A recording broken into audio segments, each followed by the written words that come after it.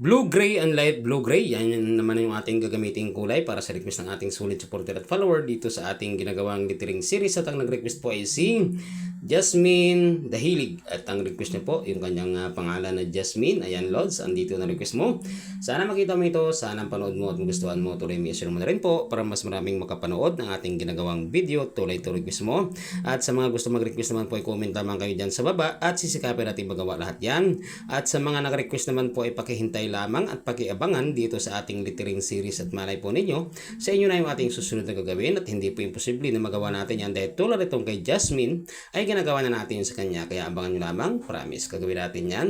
Ang napili nating kulay para sa kanyang request ay yung latex color blue gray at para po maging unique naman po at maging ibang kulay naman yung ating gagamitin para sa mga request. Yan, napili natin kulay para sa kanyang request na pangalan. At pagkatapos, nag-mix tayo ng mas light. At yan yung napili natin para sa kanyang shadow shading. Light blue-gray din po yung ginamit natin. At napakalamig sa mata tingnan dahil po yung ating ginamit na kulay ay yung blue-gray. Dahil po kapag mayroong itim or mayroon siyang kunting blue ay lamig tingnan sa mata. Sana gustuhan mo ito, Lods Jasmine, at sa inyong lahat naman po na patuloy po at walang sabang sumusuporta sa ating ginagawang video. Maraming salamat po. God bless.